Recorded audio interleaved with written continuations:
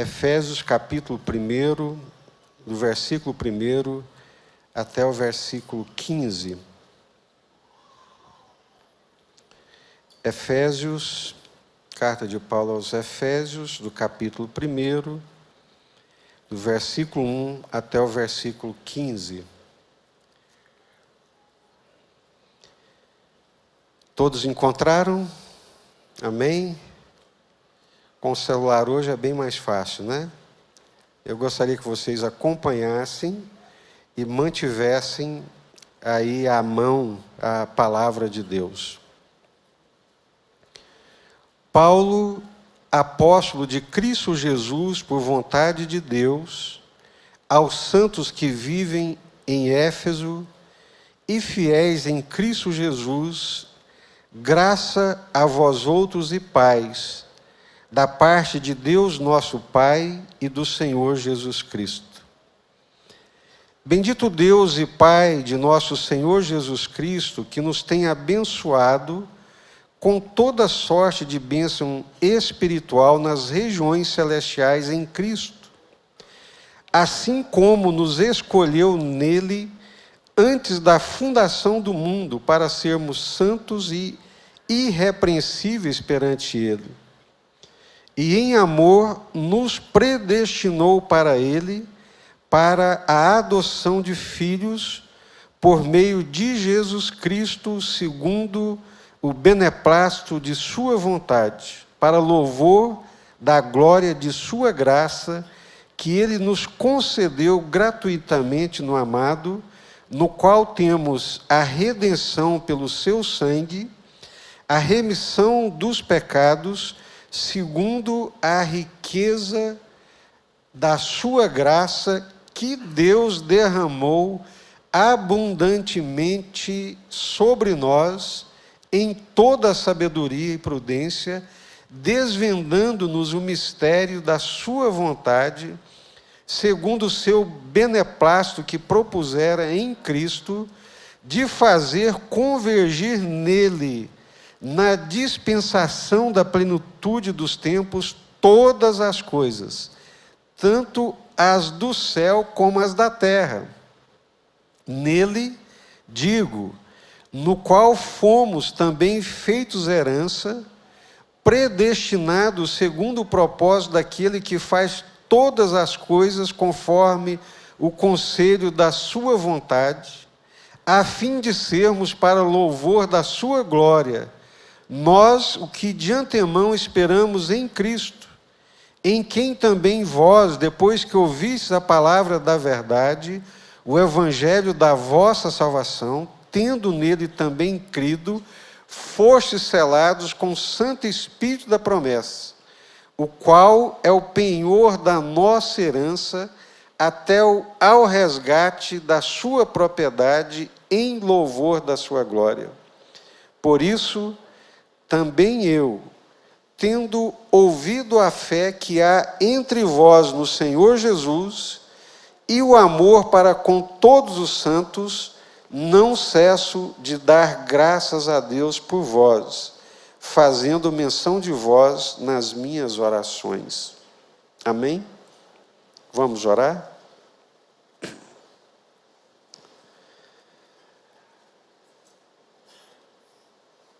Senhor, a tua palavra é que alimenta os nossos corações, a tua palavra alimenta a nossa mente. Eu quero suplicar ao Senhor nessa noite, toma as nossas mentes, ilumina o nosso entendimento, ilumina a nossa compreensão, livra-nos de toda perturbação, de toda inquietação, livra-nos principalmente da ação do maligno que age por meio do engano, tentando roubar a compreensão genuína da tua palavra. Não desconhecemos, Deus, as nossas limitações, a minha, em transmitir a tua palavra, por isso suplica a tua graça, poder e autoridade do teu Espírito Santo, para que o Senhor me ajude a compartilhar aquilo que o Senhor já tem me dado ó Deus, a partir da Tua palavra. A Tua palavra é a verdade. É por meio dela que nós somos edificados. Dá-nos a Tua palavra, Senhor, pura, genuína, libertadora, edificadora. É a nossa súplica em nome do Senhor Jesus, Pai. Amém.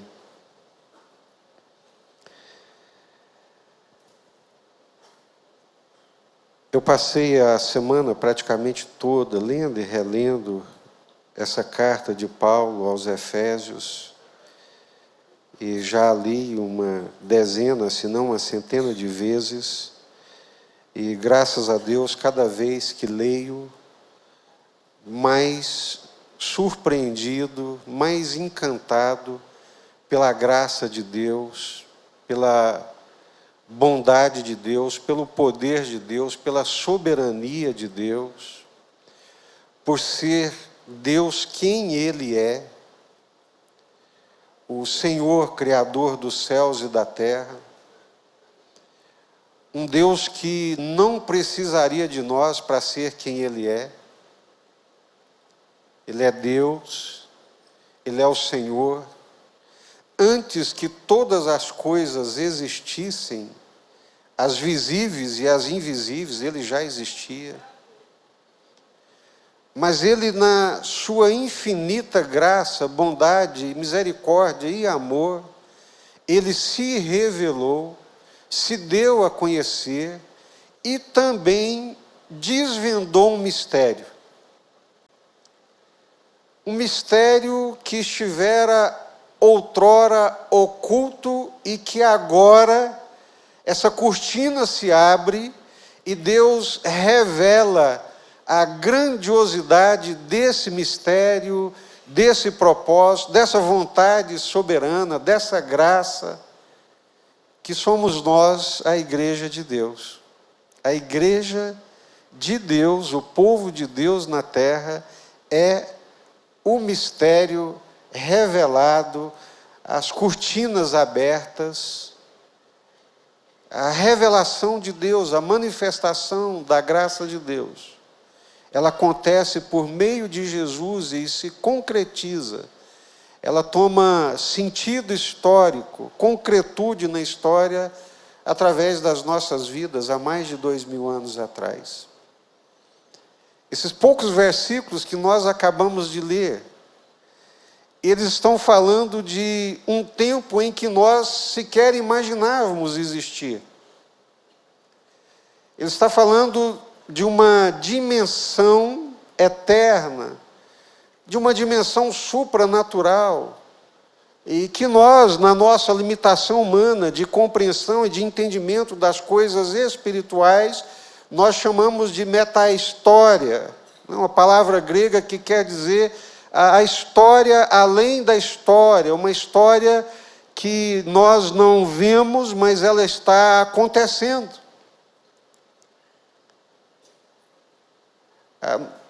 É perfeitamente compreensível, né, que nós tenhamos noção e percepção da história a partir do nosso existir. Num tempo muito curto de existência, no meio de uma história de milênios, alguém que vive 50 anos, 60 anos, 70, 80 anos, abarca muito pouco de toda a dimensão da história que está acontecendo, da história que está se movimentando. Há um grande esforço de cientistas, estudiosos, para compreender o que é que faz a história andar, o que provoca as transformações da história, por que nós chegamos onde nós chegamos e por que há 200 anos atrás era completamente diferente, por que as coisas andaram tão rápido nos últimos 20 anos e nós lutamos, pelejamos e não alcançamos e não conseguimos alcançar o todo dessa compreensão. E o que dizer agora que Paulo está falando de coisas além da história,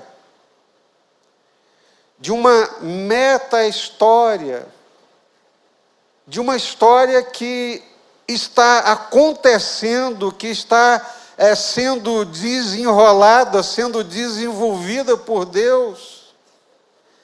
E Deus está pensando em nós, mesmo quando não existíamos. Ele pode, Ele é Deus. Ele está fazendo planos a respeito de uma humanidade, antes sequer dessa humanidade existir.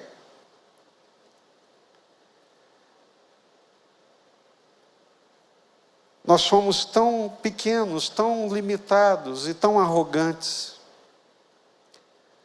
Na nossa arrogância, achamos que podemos viver sem Deus. E Deus, na sua infinita graça, bondade, misericórdia, e sendo Deus que é, Ele permite até que nós vivamos dessa forma. Mas vamos um pouco aqui caminhando, por isso que eu pedi que você mantivesse a sua Bíblia aberta, para nós podermos caminhar um pouco, passo a passo, pedindo a Deus que ilumine o nosso entendimento. Paulo, apóstolo de Cristo Jesus, por vontade de Deus, aos santos que vivem em Éfeso e fiéis em Cristo Jesus. Esse é o primeiro ponto que nós precisamos olhar para ele com muito critério e pedir muito entendimento da parte de Deus. Paulo não é apóstolo por vontade própria. Se dependesse dele, ele ainda estaria perseguindo os cristãos. Mas Deus o encontrou. Deus a ele se revelou. Ele ouviu a voz de Jesus. Vanzinho estava dizendo aqui agora mesmo sobre o Estevão, quando Estevão estava sendo apedrejado, que Estevão levanta os olhos para os céus e vê Jesus de pé. É a única passagem da Bíblia que diz que Jesus fica de pé nos céus. Porque Jesus está lá, mas ele está vivo, consciente das coisas lá e das coisas cá, é o único. Por isso que ele é chamado de primogênito dentre os mortos. Todos os mortos que morreram estão em consciência, mas numa consciência lá, sem saber do que acontece cá. Há uma separação daqui para lá, que essa separação não acontece para o Senhor Jesus. O Senhor Jesus é o único que transita nas duas dimensões, que depois de morto, ressuscitado, está sentado à destra de Deus, mas tem poder lá e tem poder cá. Ele é o único que faz esse trânsito, que percorre essas duas dimensões. E Paulo está dizendo: eu sou apóstolo desse Jesus. Esse que morreu, mas ressuscitou, está vivo, tem todo o poder e toda a autoridade. E é na autoridade dele, imbuído dessa autoridade, autorizado por ele, tem uma procuração dele para falar em nome dele, para falar dos mistérios de Deus revelados nele, por ele, para a glória dele. Eu sou de Jesus, apóstolo de Cristo Jesus, não sou enviado por uma instituição, não defendo ideias próprias, não defendo uma corrente teológica, não defendo uma corrente ideológica, não, eu sou apóstolo enviado, comissionado por Jesus para falar do mistério revelado de Deus, que é o Evangelho, que se manifesta na igreja de Deus, de acordo com a vontade de Deus. É muito interessante que a palavra grega para vontade, ela começa aqui com a ideia do teleios, né? Eu sou apóstolo de Jesus pela vontade de Deus, porque Deus tem um propósito nisso. Deus resolveu que eu fosse apóstolo, me autorizou para ser apóstolo, para cumprir um propósito. É alguém que está imbuído dessa missão, desse entendimento, dessa revelação de que ele não vive por si, nem para si, e nem é o que é por vontade própria. Eu sou o que sou pela graça de Deus, é o que ele diz. Você pode dizer a mesma coisa? Você é o que é porque você se matou, você se esforçou, você sangrou para chegar onde chegou? Ou você chegou onde chegou, é o que é, e você tem plena consciência de que tudo isso foi por graça, obra e graça de Deus? Porque quando eu entendo que é por obra e graça de Deus que eu sou o que sou, não tem arrogância, não tem orgulho, não tem vaidade, não tem competição. Não fui eu, não foi meu esforço, não foi meu mérito, foi o Senhor. Toda a glória é dele. Foi ele, por ele e para ele. Então eu sou apóstolo de Cristo Jesus pela vontade de Deus, autorizado por Deus, aos santos que vivem em Éfeso. Vocês sabiam que Éfeso era uma das maiores cidades do Império Romano naquele tempo? Uma cidade extraordinária, com comércio, com biblioteca, com centro de medicina, para a época extraordinária. Uma cidade de quase 500 mil habitantes. Era uma das maiores cidades do Império, naquela província da Ásia Menor. Mas preste atenção, Paulo não está escrevendo para as 500 mil pessoas que habitam em Éfeso. Ele não está escrevendo para toda a cidade de Éfeso. Por quê?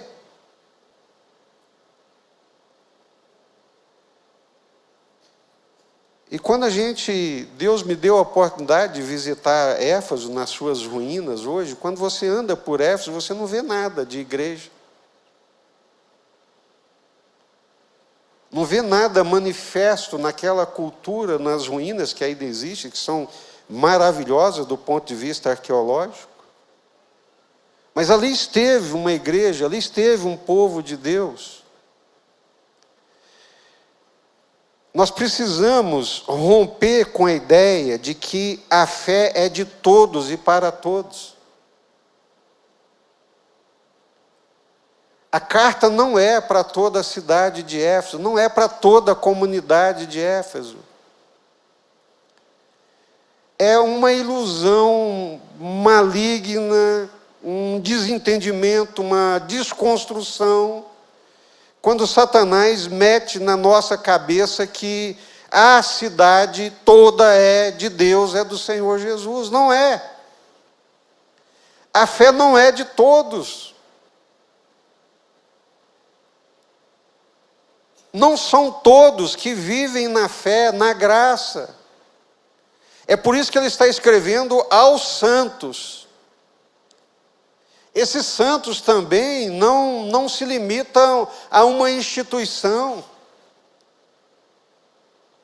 E também a instituição não transforma ninguém em santo.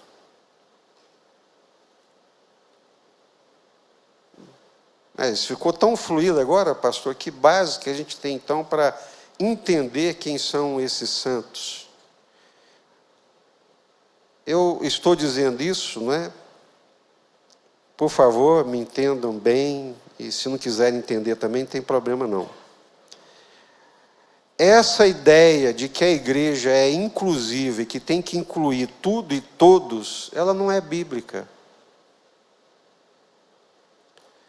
A igreja, ela inclui os santos de Deus. A igreja inclui as pessoas que creem em Jesus e que querem andar de acordo com a vontade do Senhor Jesus. Aqueles que são alcançados por essa graça, por essa revelação, e que entendem que servir a Deus implica em negação, implica em rupturas, implica em rendição, implica em não ser o centro da existência. fazer parte da comunidade dos santos, da comunidade do povo de Deus.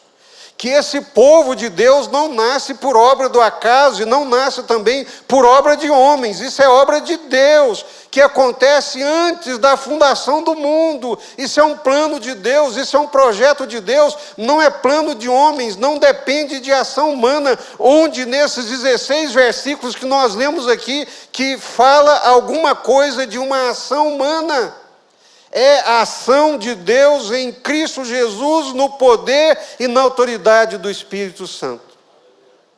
Se você faz parte dessa comunidade dos santos, se você se rendeu a essa fé, se você se alegra nas coisas de Deus, reveladas na palavra de Deus, como nós estamos lendo aqui, não glorie-se em você mesmo, glorie-se no Senhor. Ele te alcançou. Você é aquela ovelha que o pastor deixou as 99 no aprisco e foi atrás de você e colocou você sobre os ombros. Se não há essa alegria, esse entendimento no nosso coração, nós ainda estamos sem percepção da realidade da fé. Então, o primeiro ponto é esse: aos santos que vivem em Éfeso. Não é para toda a cidade de Éfeso, não é para toda a população de Éfeso, mas é para um povo separado, santificado, porque creem em Jesus Cristo, santificados pela fé no Senhor Jesus e apresentam as suas vidas para viverem de acordo com a vontade de Deus. Eu não vou salgar, não vou espancar, porque aí eu pecaria contra o Senhor e contra vocês também. Aos santos, gente, aos santos. Ninguém se torna santo depois que morre, segundo a perspectiva bíblica, não. Segundo a perspectiva bíblica, santidade, santificação, vive-se hoje, vive-se agora, na presença de Deus, com a graça de Deus, com o auxílio do Espírito Santo, com a ação do Espírito Santo de Deus em nós, nós vivemos uma vida santa e agradável a Deus. Agora, preste atenção, é aos santos, quem está incluído nessa carta, nessa comunidade que Deus planeja e faz acontecer na história, no tempo e na história, são pessoas santas, na mente, no coração, nas ações, pela ação de Deus, pela ação sobrenatural do Espírito Santo de Deus. Faz parte da igreja de Deus, não é por adesão. Faz parte da igreja de Deus por conversão. O que é conversão? É mudança de rumo, é mudança de vida, é mudança de pensamento, é mudança de coração, e homem nenhum consegue fazer isso. Quando nós começamos a pensar diferente, quando nós começamos a abrir mão das vaidades do mundo, quando nós começamos a pensar nas coisas de Deus, isso é uma ação sobrenatural do Espírito Santo de Deus. É por Deus, é pela graça de Deus, é pelo poder de Deus. Estão me entendendo? Os irmãos estão entendendo? O mistério que essa carta vai tornar revelado no Evangelho, esse mistério é o povo de Deus, é a igreja de Deus, os santos de Deus na terra.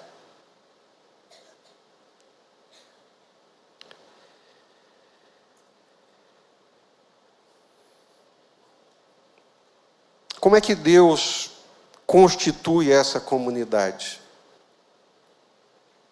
Vamos lá. Bendito o Deus e Pai de nosso Senhor Jesus Cristo, que nos tem abençoado com toda sorte de bênção espiritual nas regiões celestiais em Cristo, assim como nos escolheu nele, antes da fundação do mundo, para sermos santos e irrepreensíveis perante Ele. Para que Deus nos escolheu nele, em Cristo Jesus, Deus nos abençoou nele, com toda sorte de bênçãos. Para quê? Para é propósito. Com que propósito que Deus fez isso? Para sermos santos e irrepreensíveis perante Ele. Toda essa ação divina, toda essa ação da graça de Deus, toda essa manifestação do poder de Deus na pessoa de Jesus e nas nossas vidas tem um propósito. E o propósito é para vivermos uma vida santa e irrepreensível na presença dEle. Nos escolheu nele antes da fundação do mundo. Tem muita gente que tem uma crise, bate biela quando lê isso aqui, né? Será que Deus me escolheu mesmo? Se Deus me escolheu, por que Ele escolheu a mim, não escolheu o fulano de tal, né? E começa nessas elucubrações sem fim. O que eu sei é o que está escrito aqui. Que a existência desse povo, a existência dessa comunidade, tanto a nível individual, quanto a nível coletivo, quanto a nível de corpo, de comunidade, isso é uma obra de Deus, isso é um plano de Deus, isso acontece por uma ação de Deus. A igreja, ela foi formada, ela existe por causa da vontade de Deus, pela ação de Deus. Para você não ficar, para ninguém ficar também perturbado, em crise, não é? Essa palavra, escolhidos por Ele, predestinados por Ele, isso está presente na Bíblia.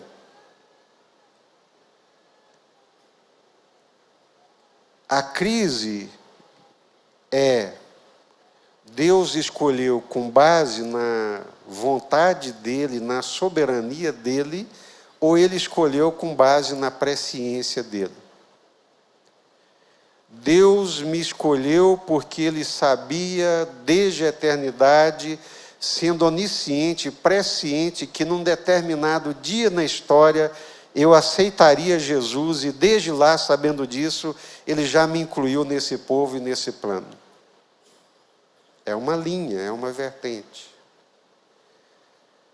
Não importa se é calvinista, arminianista, se é presbiteriano, se é reformado, se é assembleiano, se é pentecostal, não importa. O que a Bíblia diz é que nós fomos chamados por Ele, escolhidos por Ele, predestinados por Ele. E todos sabem disso, Armínio sabe disso, Calvino sabe disso. A diferença é a forma como Deus fez isso. Se Ele fez isso com base num decreto, ou se Ele fez isso com base na presciência. Esse é o ponto, essa é a discussão, que nós não vamos entrar nela. Tá? É suficiente nós sabermos que isso é plano de Deus, que isso aconteceu lá na eternidade. Você ama o Senhor? Ama o Senhor? A sua vida é outra com a presença de Deus? Você se alegra no Senhor? Aleluia. Então saiba que isso foi planejado lá na eternidade. Antes de nós nascermos, Deus planejou isso para nós. E nos entregou isso em Cristo Jesus. Preste atenção, não existe eleição, não existe escolha sem a fé em Jesus. Se a pessoa não manifestar fé em Jesus, se ela não crer em Jesus, porque as bênçãos espirituais de Deus nos são dadas nele. Bendito Deus e Pai do nosso Senhor Jesus Cristo, que nos abençoou com toda sorte de bênçãos espirituais em Cristo Jesus. É em Cristo. nele, por ele e para ele. Os meninos estavam cantando aqui hoje, todos os cantos que eles cantaram passaram por essas verdades espirituais. Eu louvei a Deus sentado ali, porque nós não combinamos nada disso, mas o Espírito Santo estava agindo, né? Amém. Então, nós somos dele antes da eternidade. Se nós ansiamos pelo céu, como o pastor José grita aqui, vamos para o céu, irmãos. Se a gente tem vontade de ir para o céu, porque tem certeza que vai morar nos céus, é porque Deus planejou isso para nós antes da criação do mundo, antes da fundação do mundo. Se a sua mente não consegue alcançar essas verdades, não preocupa não, só ora para Deus te iluminar e estender o entendimento, né? O fato é que é antes da fundação do mundo, para a adoção de filhos por meio de Jesus. Olha, em amor nos predestinou para ele, para a adoção de filhos por meio de Jesus Cristo, segundo o beneplácito da sua vontade. Em Cristo. Todas essas bênçãos que Deus nos dá é em Cristo. Nós encontramos aqui uma plena atividade do Deus Trino. É o Deus Pai que na eternidade planeja isso para a nossa redenção, para a nossa remissão. É o Deus Filho que se entrega para que isso se transforme numa realidade. E é o Espírito Santo de Deus, o mesmo Espírito que poderosamente agiu ressuscitando Jesus, é o mesmo Espírito que Deus dispensa a nós para que haja poderosamente nas nossas vidas, nos ressuscitando, fazendo-nos novas criaturas em Cristo Jesus. Somos novas criaturas, somos filhos de Deus. Somos santos de Deus. Deus dispensou essa graça a nós. Essa graça nos alcançou, e por isso Paulo também vai dizer: vivam de modo digno da vossa vocação. Lutem com unhas e dentes para honrar a Deus nessa vocação, nesse chamado santo, para ser filhos de Deus, povo de Deus, viver de modo santo e irrepreensível na presença de Deus. É isso, queridos. Esse é o chamado, essa é a obra, esse é o mistério. Esse povo de Deus que nasce por obra de Deus, por ação da graça de Deus, pelo poder do Espírito Santo de Deus. Hoje eu relembrei muitas coisas da minha vida, do meu passado. Foi um dia muito bom. Passamos a tarde celebrando o aniversário da minha mãe, de 91 anos de idade. E eu pensando na minha vida e pensando de onde Deus me tirou. Pensando quem eu era e quem eu sou hoje pela graça de Deus, pela misericórdia de Deus. Se não houver em nós esse senso dessa transformação, de quem eu era e de quem eu sou, da forma como eu vivia, e da forma como eu vivo, da forma como eu pensava e da forma como eu penso hoje. Se não há esse senso de transformação, essa noção dessa ação sobrenatural de Deus, uma nova mente, um novo coração, pensamentos novos, desejos novos, anseios novos, segundo Deus, segundo o Espírito de Deus, segundo a ação de Deus. Nós ainda estamos vivendo, se não houver isso, nós ainda não passamos pelo fundo da agulha, da transformação, de sermos agora novas criaturas e filhos de Deus. Que Deus nos ajude. Que Deus nos ajude a entender, a viver essas verdades, a entender que se eu estou aqui com o coração alegre, celebrando a Deus, e não estou lá no boteco, tomando todas, se eu não estou lá no estádio, dando porrada e pontapé nos outros, mas eu estou na igreja, adorando a Deus, celebrando a Deus, é porque houve uma ação sobrenatural de Deus na minha vida. Se o meu pensamento agora, ele converge forçosamente para as coisas de Deus e para a santidade de Deus, eu tenho prazer, e quando eu não estou nesse prazer da vontade de Deus, a minha alma, o meu coração se entristece. Se isso não acontece comigo, se isso não acontece no seu coração, a obra de Deus não aconteceu na sua vida. A obra de Deus não aconteceu. E ela precisa acontecer.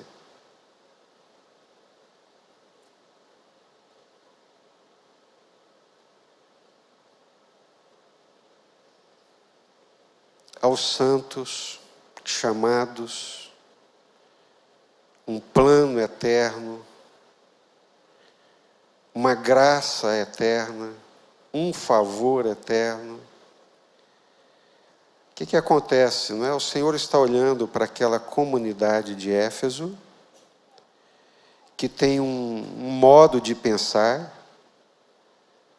já é um povo, né? Já é uma cultura, já não é mais, não é uma barbárie.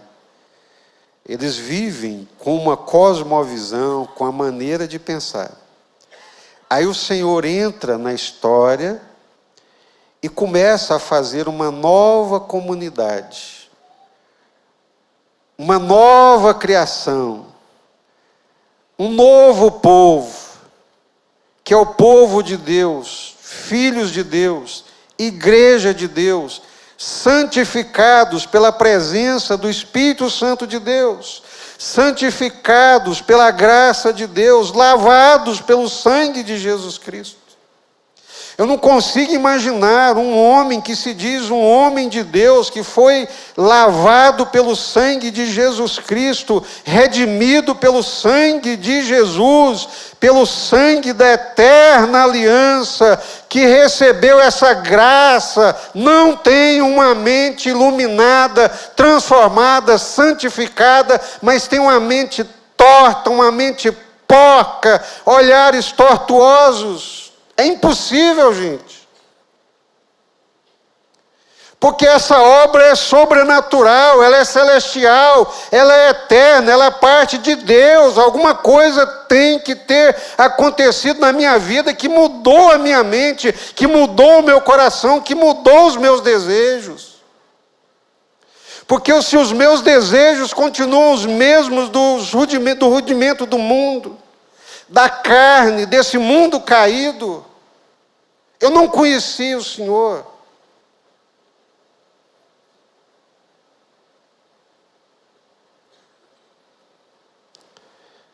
Não fale isso com nenhum orgulho, com nenhuma arrogância, porque eu sei que foi o Senhor.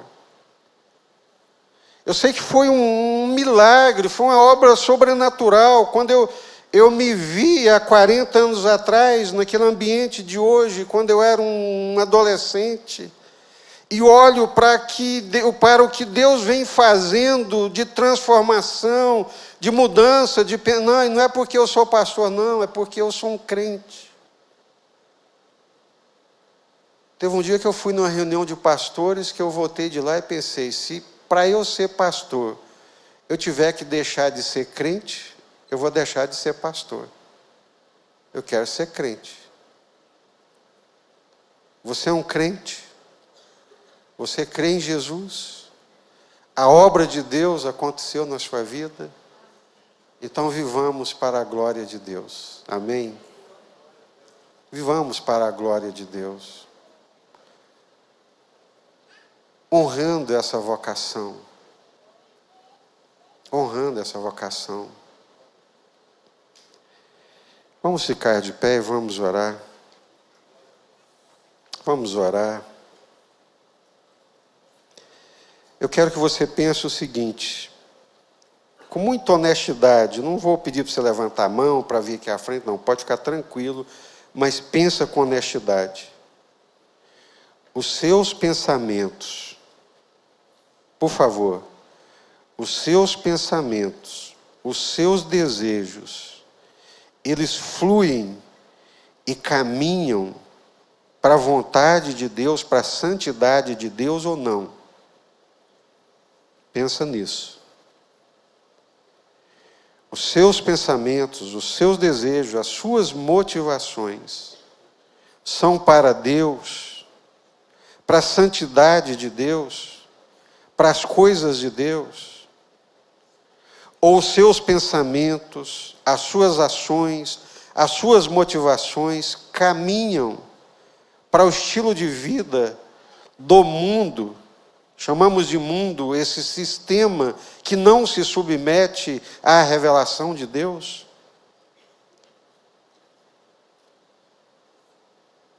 Quando eu leio isso aqui, eu pulo, eu grito, eu falto sair correndo de alegria, de ser parte desse plano eterno de Deus. Mas esse chamado, essa vocação, essa operação sobrenatural, é para a glória dele mesmo. Ele deu, foi o Filho dele. É como alguém estava dizendo hoje de manhã, não custou nada a nós, mas também não é barato. A graça de Deus se manifesta pela doação do seu Filho. É o sangue de Jesus. Agora pense comigo, juntamente com o autor de Hebreus, o que será daqueles que pisoteiam o sangue dessa graça, o sangue dessa eterna aliança, que zombam das coisas de Deus, queridos? Por favor, abra os teus olhos, conserta a sua vida, traga a sua mente de volta, traga a sua mente para o caminho da verdade, da luz, da revelação de Deus. E saia desse lamaçal, dessa areia movediça. Se não estiver conseguindo, peça ao Senhor que Ele te ajudará. Se você é um filho de Deus e tem o Espírito Santo de Deus, o mesmo poder que operou ressuscitando Jesus, opera em nós, para nós vencermos o pecado e esse mundo. E a nossa carne, os nossos desejos. Senhor, que alegria, Pai Celestial, ouvir desse plano eterno, desse mistério eterno revelado em Cristo Jesus. E que alegria maior ainda, Senhor, é fazer parte desse plano do Senhor. É quando eu olho para a eternidade, que a minha mente nem de longe alcança, mas eu consigo perceber que lá na eternidade o Senhor estava pensando em mim, pensando em nós, pensando na igreja do Senhor. Fazer parte da igreja do Senhor, fazer parte da comunidade dos santos, no meio de uma cidade, no meio de um estado, de um país, é uma glória, é uma honra. E nós não podemos conspurcar essa santa vocação. Oh Deus, nos ajuda, Senhor, nos ajuda. Como dizia o irmão Deoclides nos seus 80 anos, segura a nossa mão, Senhor, segura a minha mão, segura a nossa mão. Não deixa a gente sair fora do caminho da verdade que nós conhecemos, Senhor. Mas a minha alma, no meu espírito, Senhor, se contorce em ver tanta distorção, tanta confusão, tanto mundanismo. Tenha misericórdia, Senhor. Tenha misericórdia das nossas vidas. Tenha misericórdia. Derrama sobre nós o Teu Espírito Santo, Senhor. Tem que ter mudança de mente. Tem que ter mudança de coração, de motivações. Oh, Deus. A igreja do Senhor, essa multiforme graça, sabedoria de Deus, está escrito que ensina aos principados e potestades. Meu Deus, meu Pai, o mundo cósmico está de olho em nós. Os cosmocrators, os dominadores desse mundo tenebroso estão olhando para nós, para aprender com a igreja do Senhor, da tua graça e da tua bondade.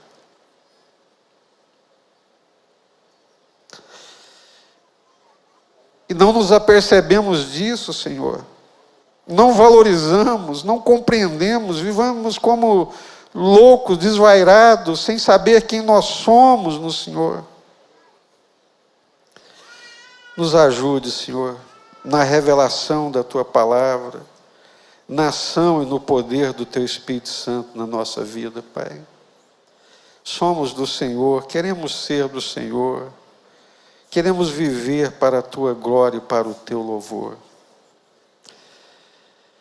Que o amor de Deus, o nosso eterno Pai, que a graça de Jesus, o nosso Senhor, nosso Salvador, que a comunhão, que a consolação, que o poder do Espírito Santo de Deus seja sobre nós, sobre essa igreja, sobre o povo de Deus espalhado sobre a face da terra, desde hoje para todos sempre, todos digam amém. Amém. Que Deus nos abençoe. Leia essa carta, leia, pense, ore, para que a palavra de Deus ela internalize na nossa vida e no nosso coração.